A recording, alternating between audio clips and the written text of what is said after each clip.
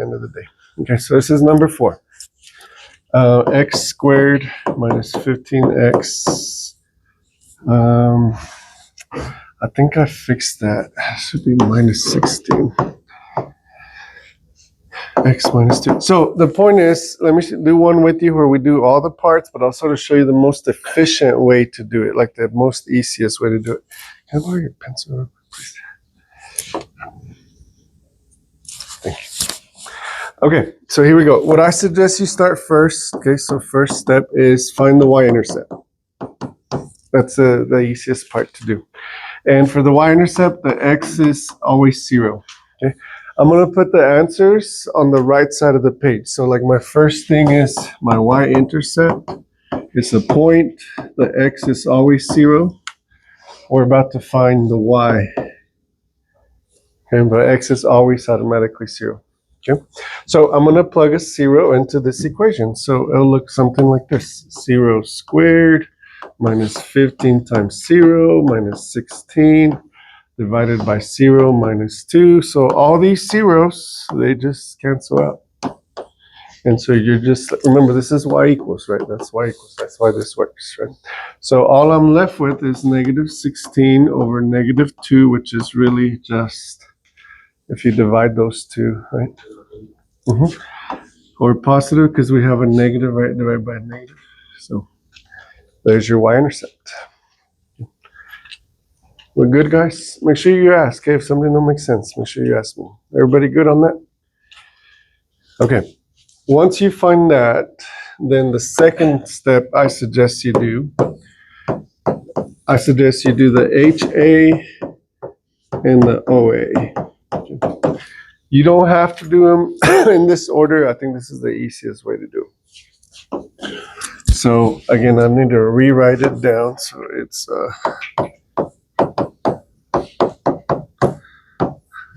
and this is what you did yesterday. So is this a Bobo, Button, or Betsy situation? Button, because this is a 2 and that's a 1, right? So it's bigger on top. So this is a button problem. Bigger on top, which means N stands for no HA. That's what the N stands for. So there's my HA. Okay, HA is none. So I have a y-intercept and then I have a HA. Now, remember, if is this bigger by 1? Yeah. Okay, so if it's bigger by 1, you have a OA. Okay, so I do have a OA because 2 is bigger than 1 by 1. Remember, that was a whole big deal. So that means I need to do synthetic division. Right, x squared, x number, and then this is a 1, a negative 15, and a negative 16. Now, should I divide by negative 2 or positive 2? Positive 2. Okay, so be careful with that. This is the factor, but you divide by the root. That's a very common mistake. Okay, so now we just do some synthetic division on this. So this drops down. 2 times 1 is 2. That's negative 13. This doesn't even matter. So I don't need to keep going because the remainder doesn't matter for these. So this is my equation. Y equals x minus 13. So my OA is located at y equals x minus 13.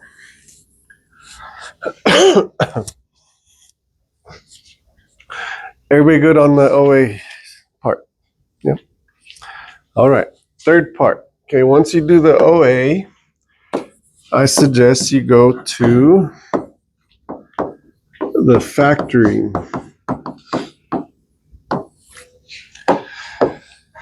That's where everything else comes from. The VA, the x-intercept, the domain, the whole, everything comes from the factoring. So this is from Monday, what we did Monday.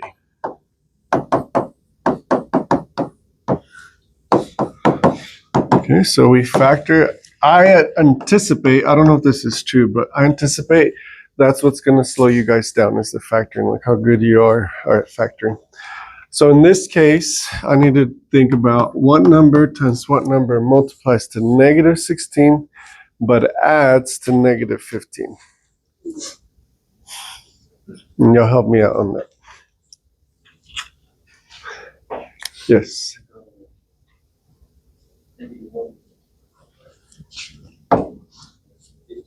1 and 16. 1 times 16 is 16. How could the signs be to get a negative 15 out of that?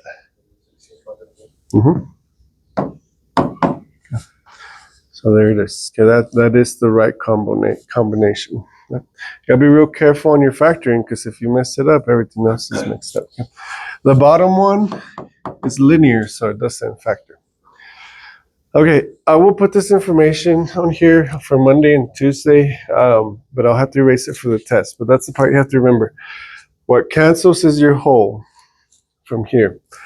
The top one that don't cancel, those are your x-intercepts. The bottoms that don't cancel, those are your vertical asymptotes. And you can have multiple. You don't have to have just one. Okay. So in this case, does anything cancel? No. So that means no whole.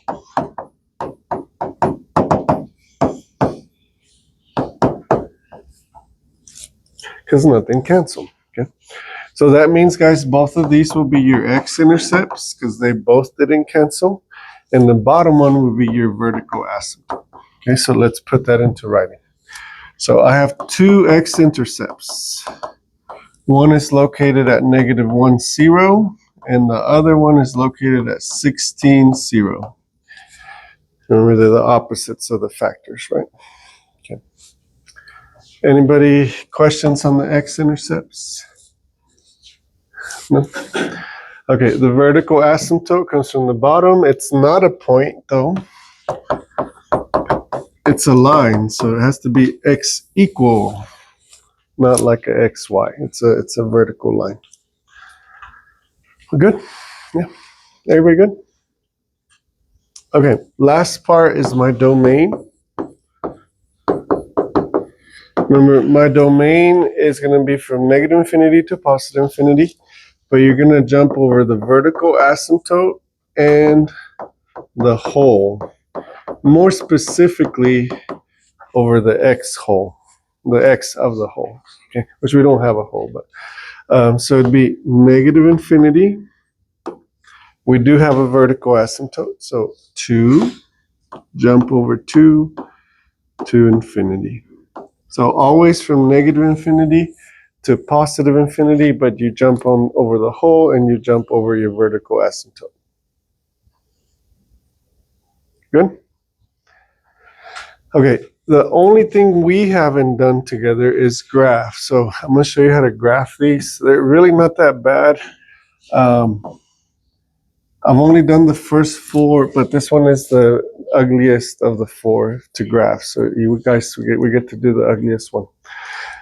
If you would please help me out so I don't have to scroll up, it will save me time. What's the VA? Can somebody tell me? 2? Okay, so right here, 1, 2.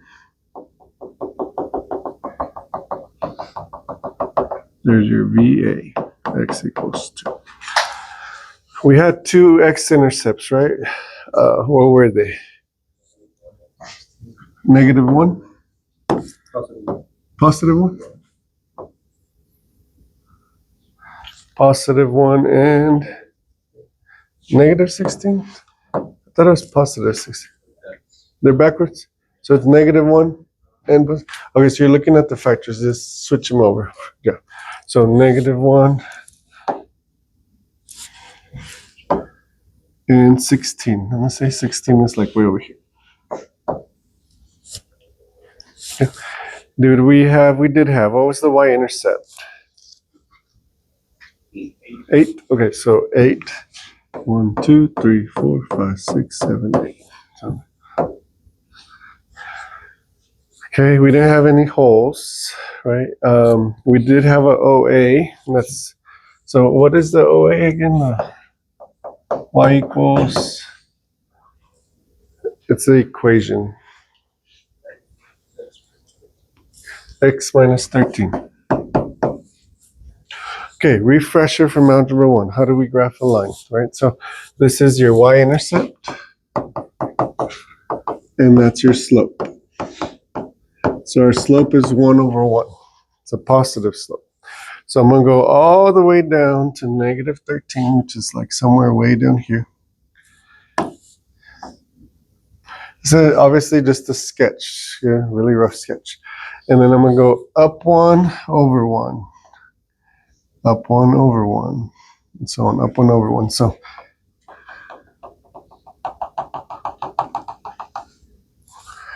there's your diagonal.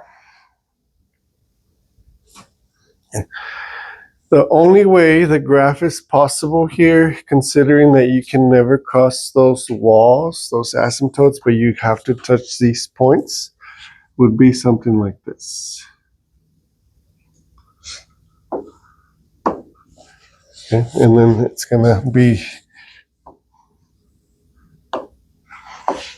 flipped on that side. Okay, and you can go on Desmos and plug it in so you could see a better picture of it. But the other ones, the other three, are a lot easier to graph than that. It just has to touch the x-intercepts, it has to touch the y-intercept, it has to touch the hole, and it can't touch the wall. So that will show you how to graph it. Okay. All right, guys, question right now, is there any part that I want you to focus on finding all the parts first. The graphing comes later, easier. Okay, so don't worry if like you didn't get the graphing. Don't worry a lot about that right now. Just worry about finding all the parts. Okay. Okay, so the